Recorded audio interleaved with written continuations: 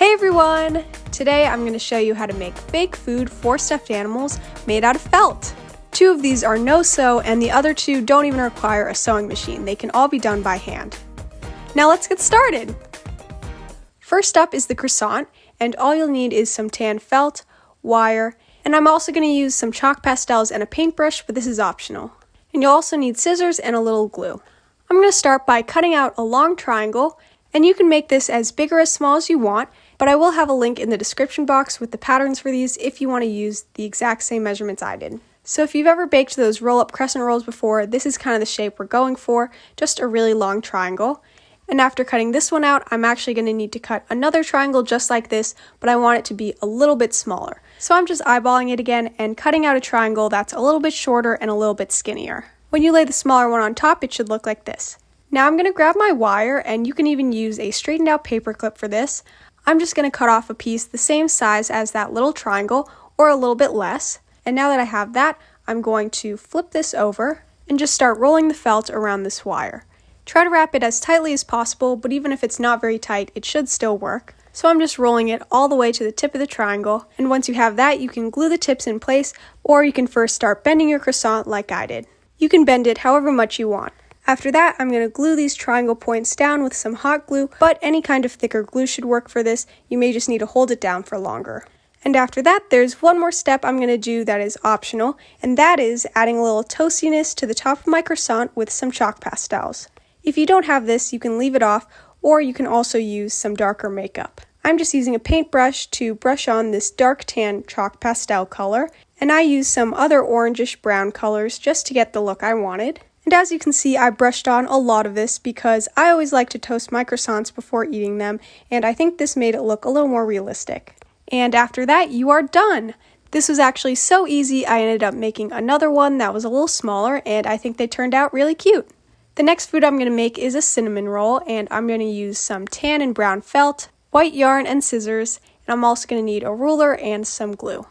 I'm going to start by cutting off a strip of tan felt that is about 3 inches wide, and the length is just the length of the felt I had, so mine was 11 inches I think. And after measuring, I'm just folding it over a little bit just to make sure I'm going in a straight line, but it's okay if the strip is a little uneven. Now I'm going to fold the 2 long edges into the center, and I'm going to try to hold that down the best that I can, and then fold it in half again. So you should have nice clean edges on both sides, but felt doesn't fray, so it wouldn't matter anyway if there were exposed edges. Now I need to cut off a strip of dark brown felt that is the same width as this folded up piece of tan felt. So this is a little bit less than 1 inch, and these 2 pieces of felt were already the same length, so both of these should be about 11 inches. And after that, we are ready to roll up our cinnamon roll, but my tan felt got unfolded, so I'm just going to fold that back up. And it is definitely hard to keep the felt folded up this way, so don't worry if you have some trouble. Now I'm going to lay the brown strip on top and start to roll this up as tightly as possible.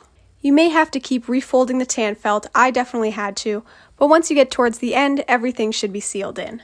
You'll also notice you have a ton of extra brown felt sticking out, and that's completely normal since it's the inside swirl. You'll want to trim this to be a little bit shorter than the tan felt, so shorter than what I trimmed it right here.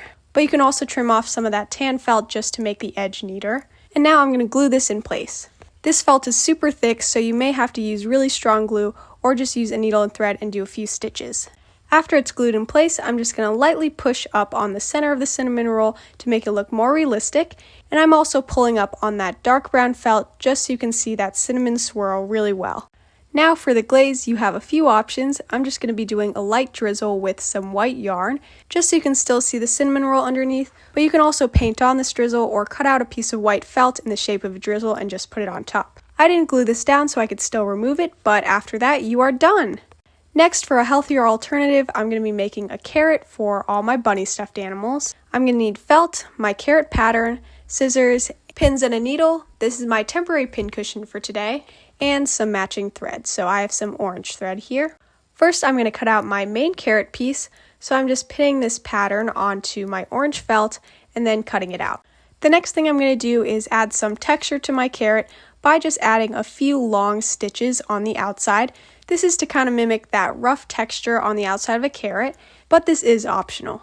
When working with felt, I like to just lock my stitch in the back before sewing, and that just makes sure the knot doesn't get pulled through in case the hole gets too big or something. So to do that, I'm making a small stitch, then inserting my needle through the loop that forms with that, and I'm going to do that one more time.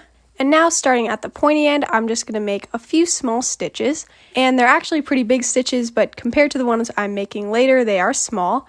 And I'm just doing this randomly all around the carrot, and as I get higher up, I'm going to make the stitches even longer. And you're going to want to make sure to get a long piece of thread for this. After I'm done, I'm going to lock my stitch in the back, and it's totally fine if the back looks like a complete mess, because mine definitely was. Now I'm going to fold my carrot in half with the bad side facing out, and I'm just going to sew these two edges together. I skipped over showing my beginning stitches because I wasn't very consistent and didn't want to confuse you, but the easiest hand stitch to do for this is, I believe, what's called a whip stitch, and all you're doing is inserting your needle through one side of the fabric, pulling it through, then going back to that same side you started with and inserting the needle through there again. So that will mean you'll see the thread kind of wrapping around the edges, and we're eventually going to turn this inside out, but even just like this, the stitches aren't very noticeable and they're super easy.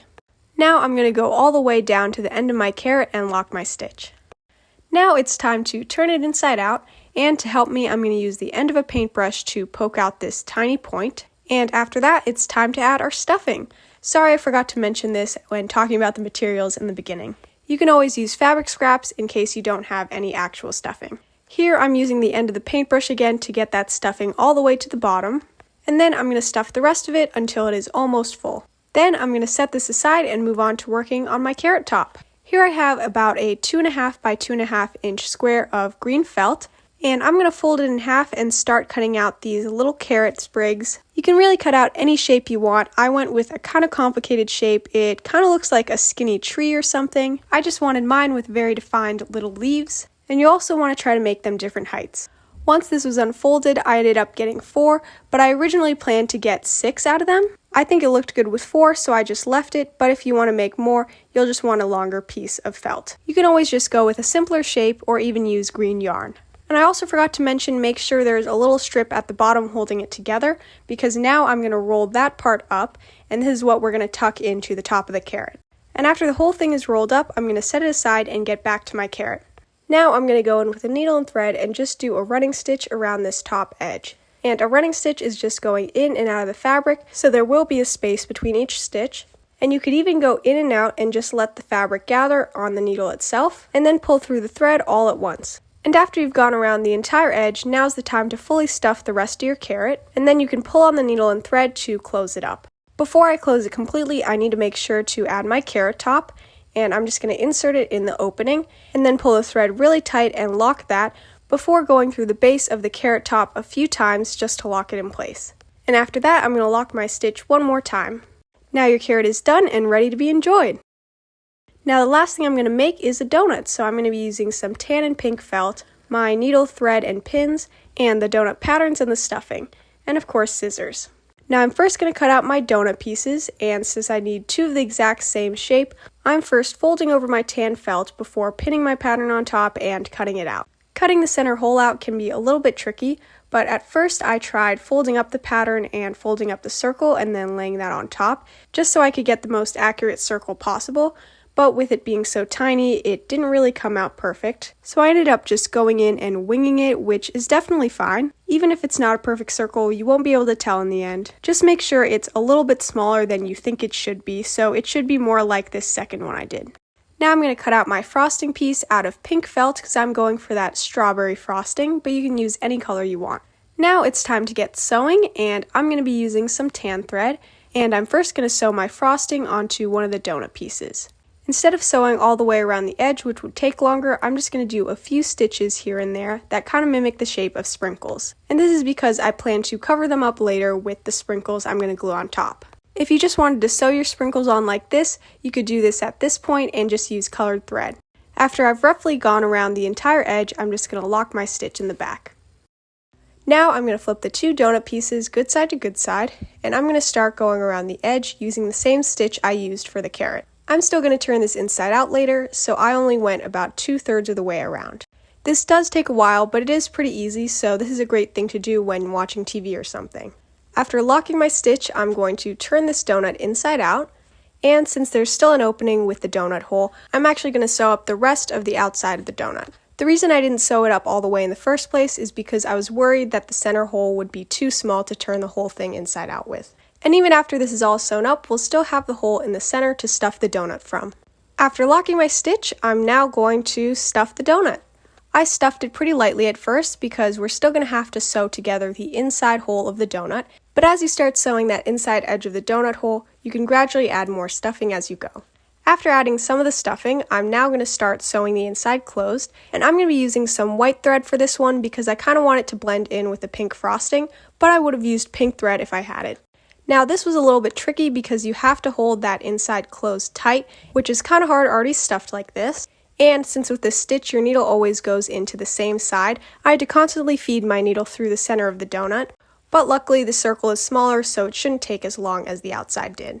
And sewing it in this order makes sure you do as little sewing as possible, since with this we're also sewing the inside of the frosting to the top of the donut. And as you can see, I've added a little bit of stuffing as I went along. After locking my stitch, it's time to add the sprinkles, so I have some thinly cut pieces of felt here, and I'm just going to be cutting them into short little sprinkles. And this way of adding sprinkles definitely takes more time because you have to glue them on one by one, but I wanted them to have that real 3D look, so I just went this way. Now I'm just placing different colors on one by one, making sure to cover up those little tan stitches we made earlier. And I just tried my best to make it look like it was randomly sprinkled on, while also having a nice even distribution of colors. And since felt kind of sticks to itself, these sprinkles will stay on pretty well, but I'm still going to glue them down. Like I said earlier, you'll want a thicker glue because if it's too thin, it's just going to soak into the felt. And since I only had school glue, which is pretty liquidy, I just left it out in a little cap to dry for about an hour or two, and that just thickens it a little bit, so when I use it to glue on the sprinkles, they will actually stick. And I'm using a toothpick to apply this because you really only want a tiny bit of glue. I actually first tried this out using hot glue, but that did not go well, so I wouldn't recommend using hot glue for this. But now I'm just gluing on each sprinkle individually. And after letting it dry, your donut is done! I really hope you enjoyed this video and hope you try making some of these felt foods. This was actually my first time making felt food and I had a ton of fun. Please like, comment, and subscribe to my channel if you want to see more, and I'll see you next time.